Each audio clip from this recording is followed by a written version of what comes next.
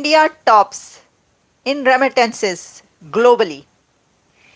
India दुनिया भर में पहले नंबर पर आया है। इंडिया एक बड़ी पॉपुलेशन है, इंडियंस पूरी दुनिया के अंदर गए हुए हैं और वहाँ से बैठ के वो अपने मुल्क, अपने लोगों के साथ कनेक्टेड हैं and they are sending this money to their families, they are sending this money for their investments.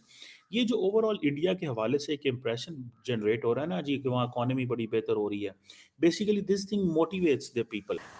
कुछ कंट्रीज ऐसे हैं कि जहां की जो लेबर जाती है सिर्फ। और मैंने यही कहा जब मैं आया हूं तो आप समझेंगे शायद ये मांगने आया है, मैं मांगने नहीं आया लेकिन मजबूरी है।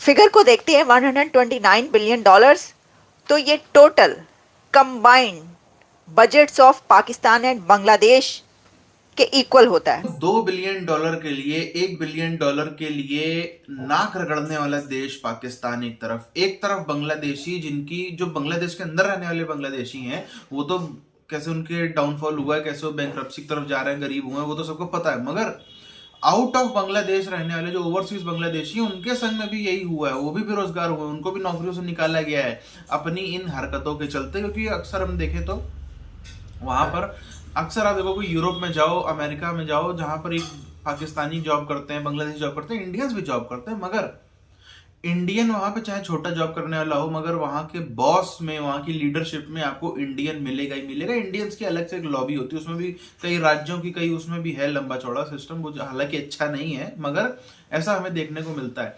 इंडियन लॉबी एक अलग ही आपको दिखेगी, चाहे आप किसी कॉर्पोरेट कल्चर में जाओ, किसी इंडस्ट्री, फूड इंडस्ट्री, किसी भी इंडस्ट्री में जाओ फॉरेन की, आपको इंडियन लॉबी अलग ही दिखेगी, जिनका प्रोडक्ट, सर्विस, मेहनत का सब चीजों में बेहतर होता है बाकी लोगों से। इंडिया टॉप्स इन रेमिटेंसेस ग्लोबली।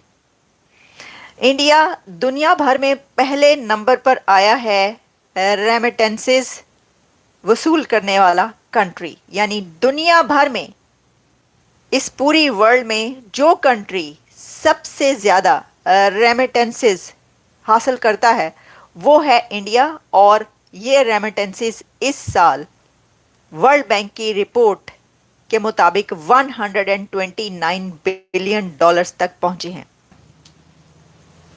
यानी इंडिया की सिर्फ रेमिटेंसेस ही 2024 में सिर्फ रेमिटेंसेस भारत की पाकिस्तान और बांग्लादेश के टोटल बजट के बराबर हैं। तो फिर बराबरी कहाँ हुई? फिर आप बराबरी कैसे कर सकते हैं? मैंने अपने प्रीवियस प्रोग्राम्स में भी ये कहा कि बराबरी करने की इस दुनिया में अब जो चलन है वो ये है कि इकोनॉमी, अगर आपकी इकोनॉमी जो है वो सही नहीं है, अगर आप इकोनॉमी में बराबरी नहीं कर सकते तो फिर आप कुछ नहीं कर सकते। इंडियंस है around the world, they are one of the top source of remittance. तकरीबन 129 बिलियन डॉलर, 129 बिलियन डॉलर ये इनफ्लो आता है from across the world inside India, दुनिया में सबसे ज़्यादा। And they are crossing every other country in the world. Mexican जो हैं, they are sending 68 billion dollars back to Mexico. Largely जारी बात है वो उसमें अमेरिका में है। देन आप चाइना पे चले जाएं, चाइना में तकरीबन 48 बिलियन। इंडिया एक बड़ी पॉपुलेशन है, इंडियंस पूरी दुनिया के अंदर गए हुए हैं और वहाँ से बैठ के वो अपने मुल्क, अपने लोगों के साथ कनेक्टेड हैं and they are sending this money to their families, they are sending this money for their investments. ये जो ओवरऑल इंडिया के हवाले से एक इम्प्रेशन जनरेट हो रहा है ना जी कि वहाँ इकोनॉमी बड़ी बेहतर हो रही है, basically this thing motivates the people. देखें, हमारे पाकिस्तान के अंदर और इंडिया के अंदर एक ट्रेंड है और वो ट्रेंड ये है कि we have to go back. एक बड़ा तबका है, there is a big section of Indians those who are saying we don't want to go back and once they get a citizenship, क्योंकि इंडिया का कानून है कि वो एक सिटीजनशिप रख सकते हैं। देन आपको जब पता हो कि आपकी गवर्नमेंट स्टेबल है, गवर्नमेंट फंक्शन कर रही है, ट्रांसफॉर्मेशन दे रही है, बड़ा कुछ कर रही है, तो आप ये चीज़ें करते रहते हैं। अब देखें, पहली बात तो ये है कि फॉर एग्जांपल मोदी साहब को ये एडवांटेज है कि वो थर्ड टाइम प्राइम मिनिस्टर होने की वजह से, जैसे वो दुनिया में जहाँ भी जाते हैं तो लोग उनको मिलने आते हैं। जब ये चीज़ें लोग देखते हैं तो एंड देन फिर वो मुल्क जो नरेंद्र मोदी को होस्ट करते हैं, वेलकम करते हैं, तो उधर एक कॉन्फिडेंस लेवल और बढ़ जाता है। और मैंने यही कहा जब मैं आया हूं तो आप समझेंगे शायद ये मांगने आया है, मैं मांगने नहीं आया लेकिन मजबूरी है। हमारा जिस तरह माजी में 75 साल में आपने हमारा हाथ बटाया है, कुछ अर्सा आप हाथ बटा दें तो मैंने कहा मैं वादा करता हूं कि इंशाल्लाह हम पूरी कौम हम मिलकर दिन रात मेहनत करेंगे, पसीना गराएंगे, अपने पाँव पे खड़े होंगे इंशाल्लाह, जरूर खड़े होंगे इंशाल्लाह। ठीक है। और वो कॉन्फिडेंस लेवल बढ़ने की वजह ये है कि भाई ये जो है ना, हमें जो भी है जैसे भी है, हमें इनके साथ मिलके काम करना है। ठीक है जी। और इंडियंस आपको पता है, इनको एडवांटेज क्या है, they are the largest skill force है। ठीक है जी। मैं अभी लंदन से आ रहा था एंड मेरे साथ जो लड़का बैठा हुआ था सीट में, वो ही वाज फ्रॉम केरला। वो केरला से थे and he was doing business, job कर रहे थे और वो कोई एनवायरनमेंट के हवाले से। अब क्वेश्चन ये आता है कि जैसे मैंने पहले बताया कि स्किल फोर्स है, दूसरे नंबर पे Indian doctors, IT specialist, scientist, professor, economics, journalist. इसके थ्रू पहुंचा तो ये ट्रिलियंस डॉलर्स बनते हैं। तो सब हैरान है, पूरी दुनिया हैरान है। अच्छा, इसमें एक फैक्टर, जब आप फैक्टर्स तो बहुत सारे हैं, जब आप एक फैक्टर की बात करते हैं तो वो ये है कि the most population, the most populous country, सबसे ज़्यादा पॉपुलेशन है दुनिया भर की। लेकिन ये बात नहीं है सिर्फ, क्योंकि जब मैं आपको ये बताऊंगी कि अगर ऐसा है तो फिर तो चाइना जो है उसकी भी आबादी बहुत ज़्यादा है। फिर तो आप समझ लें, फिर तो आप कह सकते हैं कि भाई अच्छा ऐसा है तो फिर तो चाइना के जो रेमिटेंसेज हैं वो भी इंडिया के बराबर होंगे। लेकिन ऐसा, आप ये जो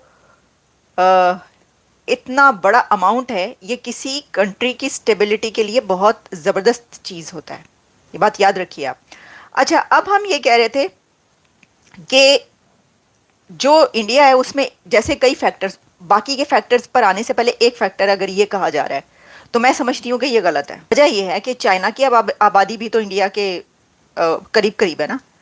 तो आप ये देखें कि इंडिया पहले नंबर पे है और मैक्सिको आता है उसके बाद, चाइना नहीं आता। इंडिया के रेमिटेंसेस के अगला कंट्री चाइना नहीं है कि वहाँ पे भेजते हो, वहाँ पर है $68 बिलियन जो कि मैक्सिको में जाता है पैसा।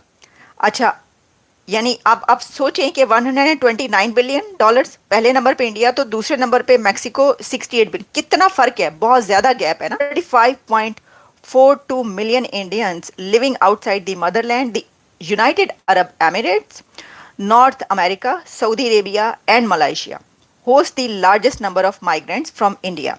ये कंट्रीज है। द डायस्पोरा इज, यानी Indian diaspora is a powerful driver for India's sustainable developments. Indians have been at the top in sending remittances for several years.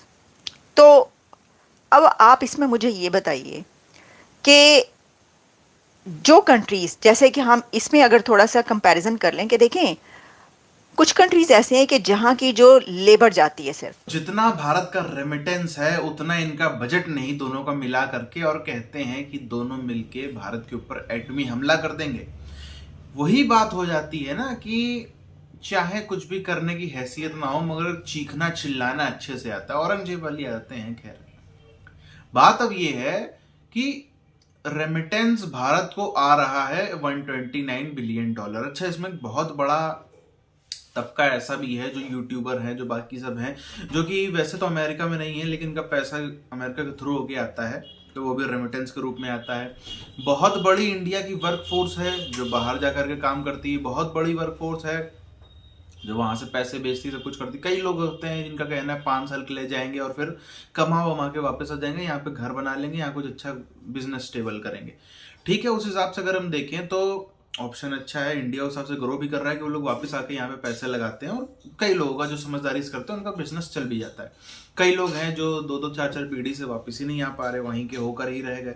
बड़ी सारी कारण है, मगर आप एक चीज को देखो, भारत का व्यक्ति तब भी चाहे वहां जाकर के वो कैसा भी काम कर रहा हो, चाहे वो वहां जाकर के 2 BHK में रह रहा हो, मगर वापस जब यहाँ आता है तो यहाँ तगड़े तगड़े लंबे चौड़े घर जरूर बनवाता है, दिखाने के लिए कि भाई देखो गांव।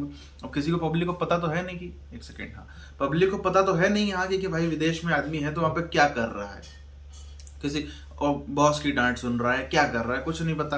अब यहीं देखो आप, पंजाब से, बाकी सब ऑल ओवर इंडिया से लोग जाते हैं, खासतौर पर जो युवा जाते हैं वहाँ जाकर ट्रक चला रहे हैं, सबवे में काम कर रहे हैं, मैकडॉनल्ड्स में काम कर रहे हैं। ये तो हो गया बेसिक लेवल, यहाँ की भाई फॉरेन में गया बंदा।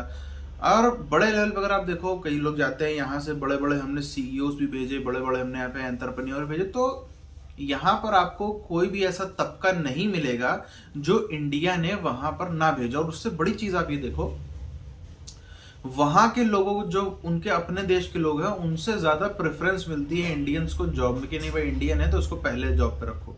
नो डाउट इतना सब करने के बाद भी हमारे लोगों के संग में वहां पर रेसिज्म होता है, हमारे लोगों के संग में वहां पर जो है वो कई तरह के भेदभाव होते हैं। ये बात भी सत्य है, जिसको खैर सरकार की तो हिम्मत भी नहीं है कि इस चीज को बोल दे, वरना और उसकी प्रॉब्लम बड़ी खड़ी हो जाएगी। मगर इशू है जिसको ग्लोबल लेवल पर रखने चाहिए ये